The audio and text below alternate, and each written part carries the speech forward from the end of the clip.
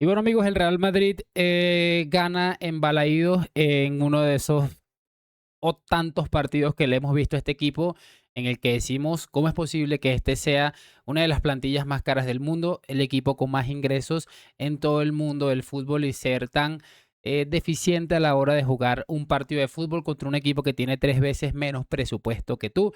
Y eso que se estaba enfrentando un Celta de Vigo sin su principal activo en la última década, que es Iago Aspas, aunque entró y bueno, uno se da cuenta enseguida de lo que es un futbolista de calidad, pese a la edad que tiene, pese a que ya no está para jugar todos los partidos, todos los minutos. En el momento que entró, hizo una jugada que pudo haber definido perfectamente el partido y repito, es otro partido de esos en los que el Madrid lo hubiera perdido y no decimos que era un escándalo, ¿no?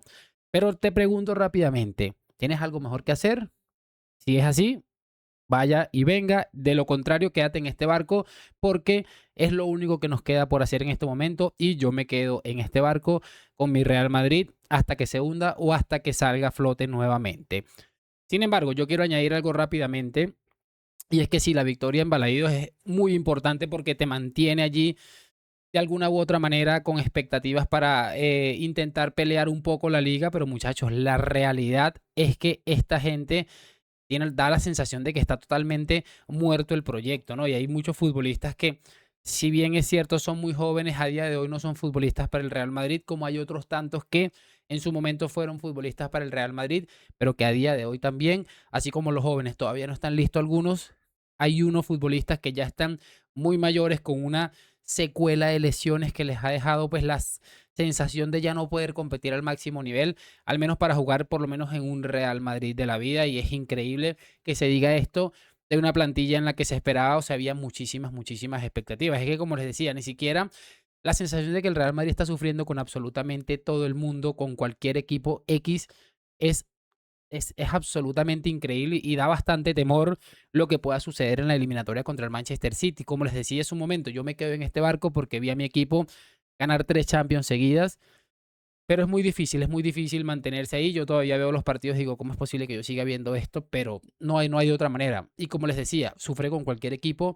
Hoy un Celta de Vigo que no fue especialmente brillante, probablemente pensando en ese partido que se le viene en Europa y que, bueno, de alguna u otra manera le pueda ir y haciendo incrementar su historia, ¿no? Porque obviamente el Celta sabe que sacar un punto, así sea en Balaídos contra el Madrid, Barcelona y Atlético de Madrid, es maravilloso. Entonces ellos están pensando en otra cosa que obviamente no es otra que sea ese pase a la siguiente fase en el torneo europeo.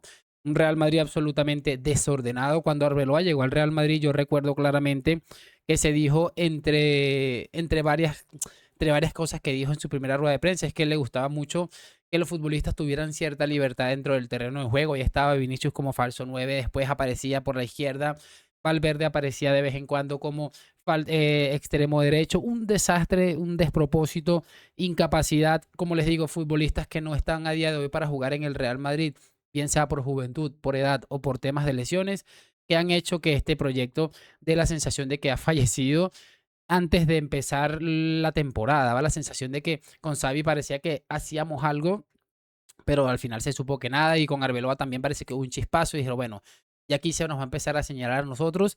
Y es cierto que el Madrid los primeros minutos del partido estuvo mejor, pero después que muchísimo más de lo mismo. Repito, 3 puntos de importancia. Si el Madrid logra ganar esta liga, va a ser una absoluta locura porque es una liga que la veo difícil que la gane, sobre todo porque el Barça parece que, pese a no ser el Barça que era más arrollador la pasada temporada, sí que tiene un poquito más de regularidad, hay un poquito más de unión.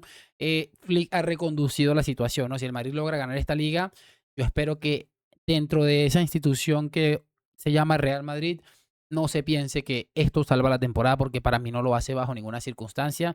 Yo creo que si se gana la liga, bueno, hay que decir, bueno, se sacó algo en una temporada en la que a mitad ya pensábamos que no se iba a sacar nada, maravilloso, pero aquí hay que pensar en reestructurar ciertas cosas. Se habla mucho, por poner un ejemplo, del caso de Dinhausen. Todos tenemos claro el partido de Dinhausen, el último, no hoy. Fue doloroso de ver, pero entendiendo que es un futbolista que ha llegado muy joven, probablemente con cierta inmadurez, tanto futbolística como a nivel personal, y eso le está pesando. Se está metiendo un futbolista que acaba de llegar a una responsabilidad demasiado grande. Cuando llega Militao, Militao probablemente todos teníamos aquella imagen de cómo le decían limitado los haters, Y mira lo que terminó siendo el Militao y lo que hubiera terminado siendo si no se hubiera reventado las dos rodillas. Pero la diferencia es que Militao tenía un Varane, tenía un Sergio Ramos, tenía un Nacho que estaban por delante de él, de entre comillas. Y bueno, allí terminó adaptándose, entendiendo lo que es el Madrid. Este chico ha tenido que llegar a sentarse en ese puesto y es muy difícil. Lo mismo con Álvaro Carreras, que a veces hace partidos muy serios, a veces hace partidos no tan serios. Pero es que este hombre acaba de llegar para sustituir a un Roberto Carlos, a un Marcelo, ni, o sea, ni hablar de esas dos leyendas, para después sustituir a un Ferland Mendy, que es cierto que no va a quedar en la historia como los 100 mejores futbolistas del Real Madrid, pero es un Ferland Mendy con el que había cierta seguridad, sobre todo a nivel defensivo, y el Madrid no tuvo tanto problema en esa banda izquierda durante muchísimos años, mientras Mendy se mantuvo sano, que por cierto hoy ha vuelto a jugar, ni me acordaba que Ferland Mendy hacía parte de esta plantilla, ¿no? Pero es dificilísimo. Lo de Mastantuono también es otro caso que podemos repasar. A mí me cuesta ver a este futbolista la temporada que viene con este mismo rol. No, espero que el Madrid pueda solventar eso porque la sensación es que hay otros futbolistas a quienes se les ha dado menos oportunidades que estaban muchísimo más formados o con muchísima más capacidad para jugar en este Real Madrid.